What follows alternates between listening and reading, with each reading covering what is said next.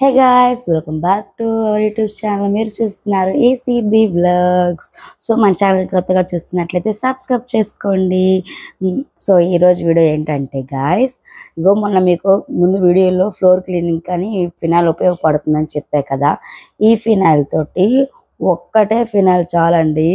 ఇప్పుడు bathroom clean చేస్తున్నాం మనం. బాత్రూమ్ అయితే చాలా గలీజ్గా అయితే అయిపోయింది. సో దీంతో ఏ విధంగా క్లీన్ అవుతుందని అయితే మీకు నేను చూపిస్తాను.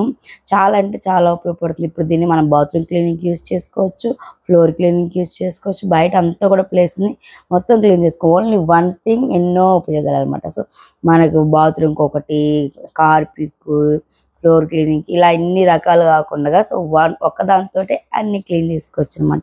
అది కూడా ఏ విధంగా ఉపయోగపడుతుంది, ఏ విధంగా మొత్తం డస్ట్ని క్లీన్ చేస్తుంది అది కూడా నేను ఫుల్ వీడియో పెడుతున్నానండి. సో తప్పకుండా ఈ వీడియోని అయితే లాస్ట్ వరకు చూడండి, బాగా యూజ్ అవుతుంది మీకైతే.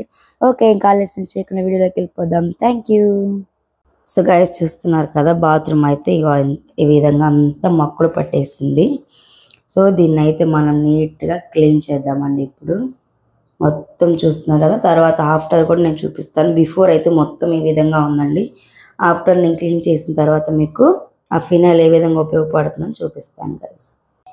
సో గాయస్ ఇదిగోండి, ఒక మగ్గు వాటర్ తీసుకుని దీన్ని అయితే 2 మూతలు, మనకి ఎంత డస్ట్ ఉందో దాన్ని బట్టి మనం అయితే అది ఒక 3 మూతలు అయితే తీసుకుందాం మనం. మొత్తం చాలా గలీజ్గా కదా. సో దీంతో ఈ విధంగా 3 మూతలు అయితే దాంట్లో ముందు కలుపుకోవాలండి.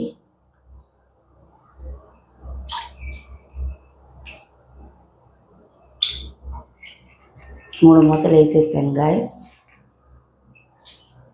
సో ఇదిగోండి, ఈ విధంగా మగ్గులు అయితే కలుపుకున్నాను. సో ఈ వాటర్ని మనకి ఎక్కువ ఎక్కడ మక్కుడు ఉందో ఆ మక్కుడు దగ్గర మొత్తం పోద్దామండి. పోస్తే ఒక 2 మినిట్స్ ఉంచామంటే మొత్తం కూడా నానుతుంది కదా. మంచిగా మనం బ్రష్తో క్లీన్ చేసినప్పుడు ఏంటంటే చాలా బాగా అయితే మొత్తం పోయి అసలు ఎంత నీట్గా మీకు ఆఫ్టర్ చూపిస్తా చూడండి. ముందు బిఫోర్, తర్వాత ఆఫ్టర్ మొత్తం కూడా చూపిస్తాను. సో మొత్తం కూడా మక్కుడు పట్టేసిందండి బాత్రూమ్ అంతా. ఇదిగో ఇట్లాంటి సింకులు కూడా క్లీన్ చేసుకోవచ్చు మనం. ఇదిగో ట్యాప్స్ కూడా అంతా కూడా అన్నిటి మీద మనం ఈ విధంగా చల్లితే మొత్తం కూడా క్లీన్ అవుతుంది గాయస్. నేను ఆఫ్టర్ మీకు క్లీన్ చేసేది కూడా చూపిస్తాను. ఓకే, వదిలేద్దాం గాయస్. మొత్తం చల్లాం కదా, ఒక 2 మినిట్స్. గాయస్ చూడండి, ఇప్పుడైతే మొత్తం ఒక 5 మినిట్స్ నానాలని చెప్పా కదా, నానిపోయింది. సో ఇప్పుడైతే మొత్తం కూడా రుద్దేద్దామండి. రుద్దినాక మొత్తం ఎలా క్లీన్ అయిందని కూడా నేను తర్వాత చూపిస్తాను. Okay bye. సో వీడియోలో చూస్తున్నా కదండి, ఆ విధంగా అయితే మొత్తం మనం ఇంతకు ముందు లిక్విడ్ పోసాం కదండి. సో ఆ లిక్విడ్ పోసిన దగ్గర అంతా కూడా ఉన్న దగ్గర మొత్తం క్లీన్ చేసామండి. చేశారు కదా, మొత్తం ఆ విధంగా రుద్దేసిన తర్వాత కడిగేసానండి. మొత్తం కడిగేటప్పుడు తుడిచేటప్పుడు వీడియో తీయలేకపోయాను.